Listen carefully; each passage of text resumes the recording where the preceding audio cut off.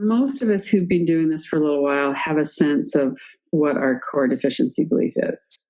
Before we even get into that, I want to just remind people about tapping. When we're looking at images of words, or images of somebody, our images will be of a person who said things to us, or what was going on when we first formed the belief. This isn't neutral for us. It's very deeply held. And so as we're doing these, don't let it kind of get into a deep state of torturing yourself. We want to be able to keep the witness position. We want to be able to see that this is a story that's happening, and what am I going to do now? So if we have a belief that comes up, and when we're looking at this, I'll use unworthy as the kind of example, but fill in your own. And it's starting to feel pretty intense. Then you just bring your two fingers up, tap on your forehead. And as you're starting to do that, bring your attention away from the words or images and just into the sound and the sensation of the tapping. Let's look at this for a minute. I am.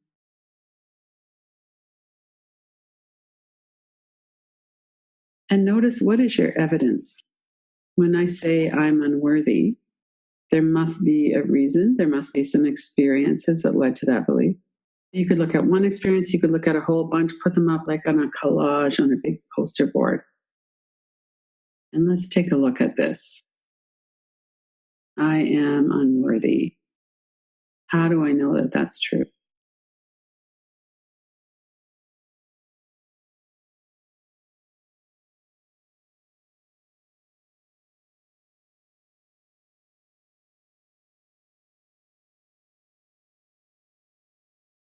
And as we're looking at the experiences that led to that, notice the intensity of them. Is the image of that, or the memory of that, is that you, someone who's unworthy?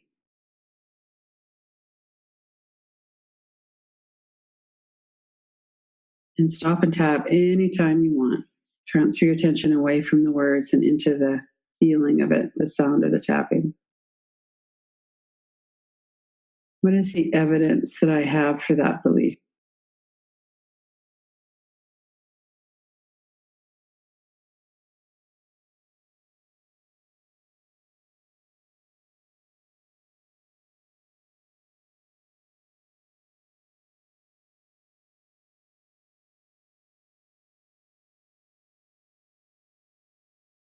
And what does it feel like in your body? Sometimes we can look at a set of words and know, yeah, actually, I know that that's not true. But there's something going on in our body that makes it feel like, well, maybe it is true.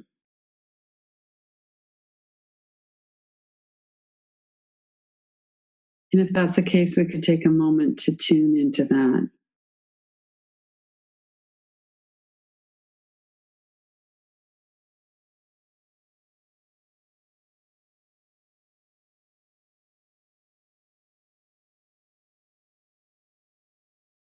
And then the next question is, why do I need to hang on to this belief?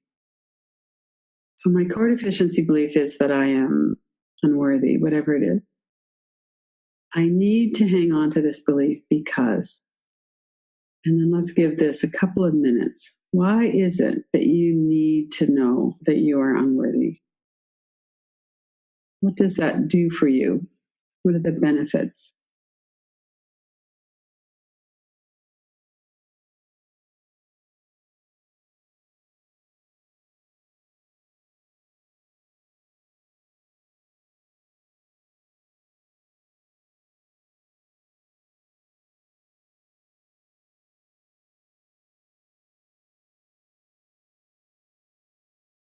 And what are the drawbacks? What about your life is worse because you have this belief?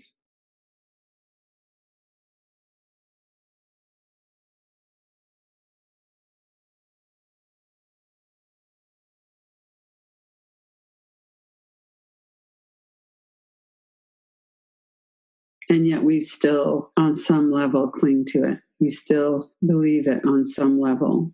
I need this belief.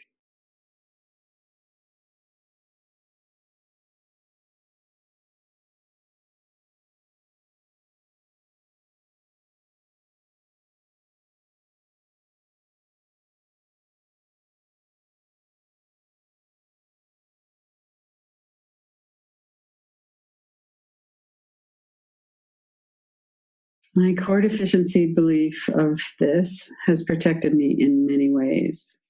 Oftentimes, these beliefs are because we need protection. We feel helpless. We're in a situation where we can't act in our own behalf, and so we internalize it. So, as though you're talking to your belief, not to your conscious mind, something deep inside of you. Thank you for your service. You don't have to 100% mean that. Let that resonate in your body for a moment. Thank you. Thank you for your service, for trying to take care of me.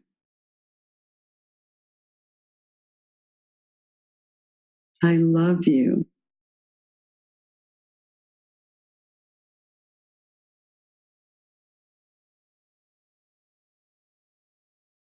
And I'm not trying to push you out. You're welcome to stay as long as you need to be here. And then let the words drop or just feel that in your body. Thank you for being here. I love you. You're welcome to stay.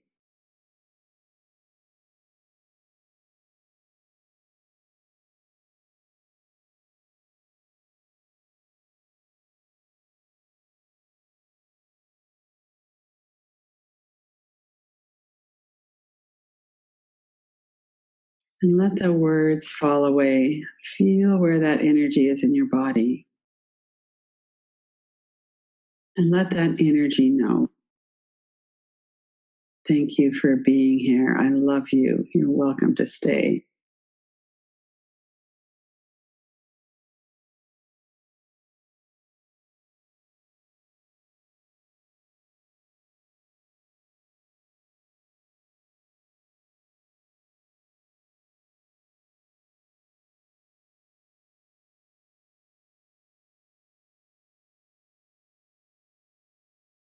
I appreciate your help. When I was a child, this was necessary. And still working with that sense. Maybe it's an energy or some sense of this. There's some belief that's still here. So we're kind of asking the energy, but it's kind of nonverbal. There's something around, I want to know, what is it that is still the reason why you're here? Why do you need to be here? And what do you need to know to let go? How would you know that it's okay? What do you need to know that it's okay to let go?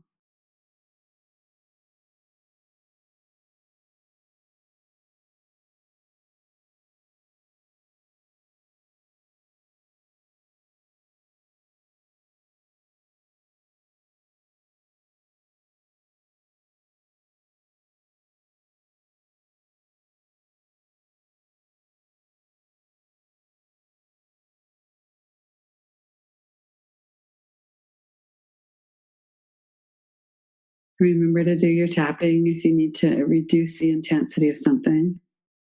Sometimes it's great to put a hand on the heart just to feel into this. What are the lingering concerns? Why is this still here?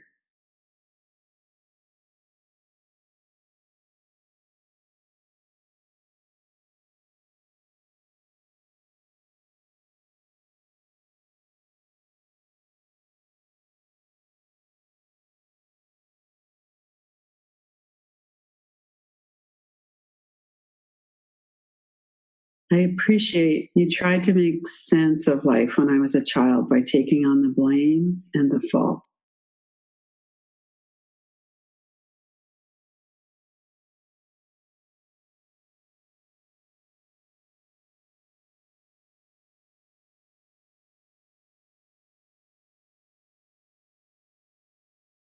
That was the origin of this belief. I was trying to make sense of my life and I took it all on. I took the blame on.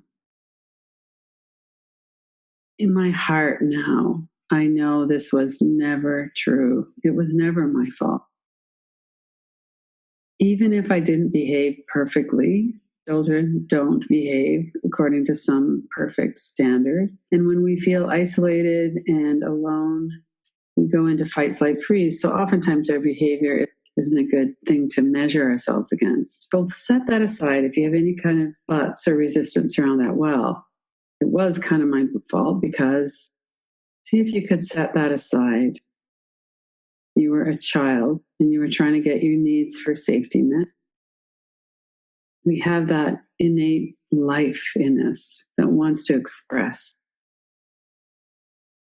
It was never your fault.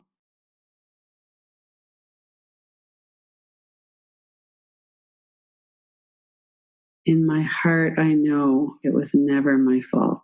And this belief that I formed, it was never true.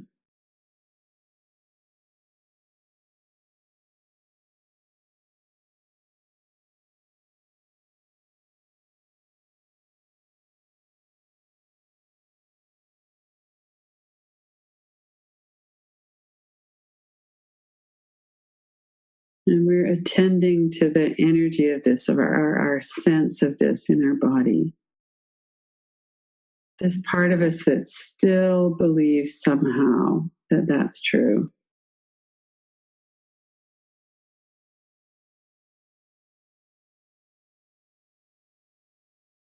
Let it know that you're safe now. I'm safe. I love you. It's okay. It's okay to release. I don't need this anymore. It's okay to let that go.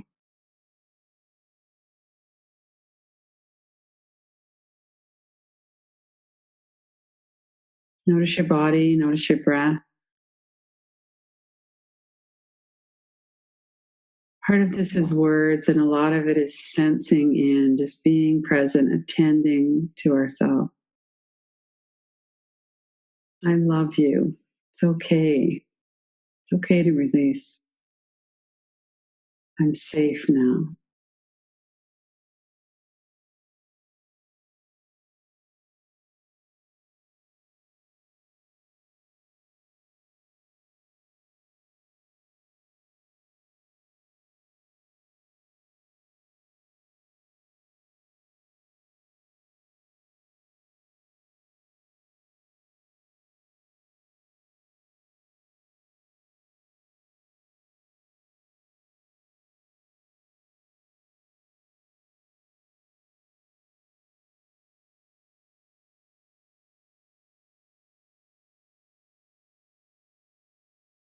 And then let all of that move to the background and see if there is kindness, compassion here.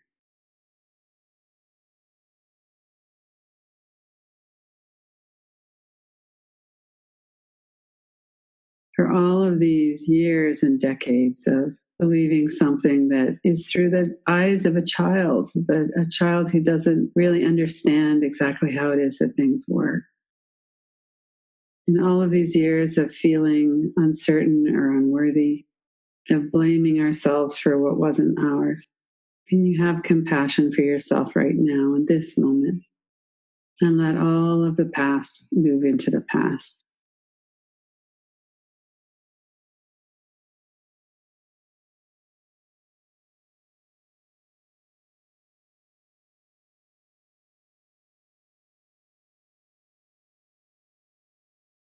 And if your mind is busy giving you evidence that you don't deserve compassion, then have a look at that. Look at the thoughts, do some tapping on them.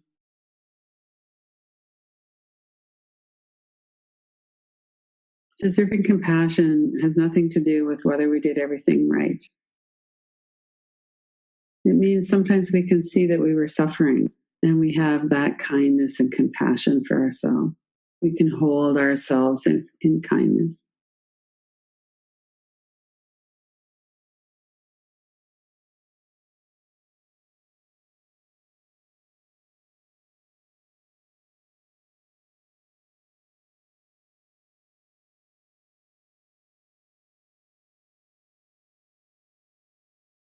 And then look at the words of your deficiency belief, whatever they were. And then to yourself say, I am 100% safe and ready to let this go. I know it's not true. I thank it, I love it, and I'm ready to let it go. 100% I'm ready to let it go.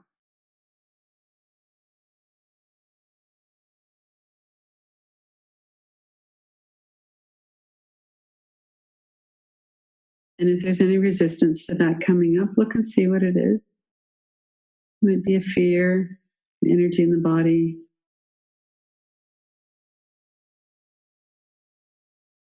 Maybe some different words like I'm willing to be ready to let it go.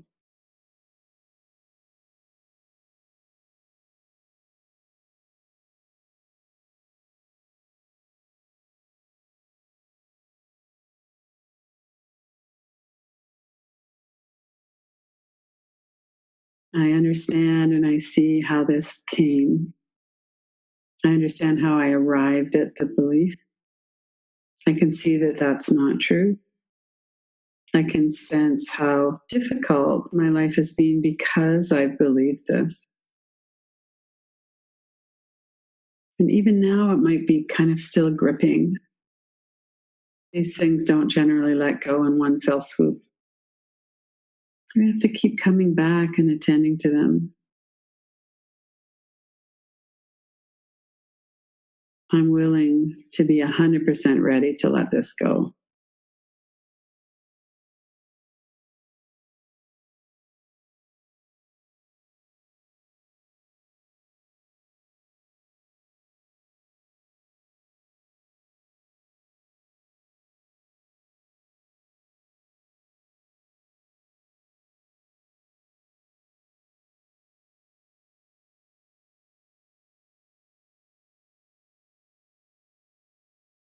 Take a minute or two without any thought. Let the whole inquiry come to a rest. Tune into your heart.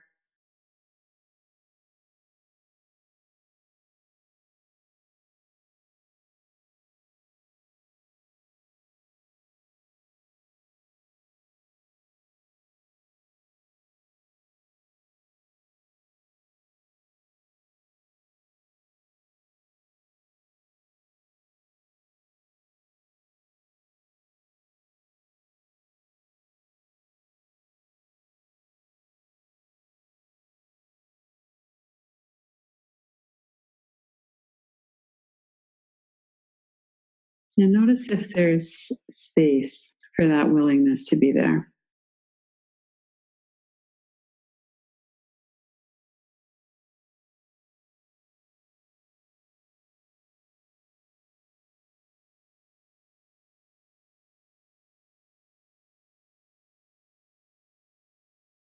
When you're ready, come out of the practice and open your eyes.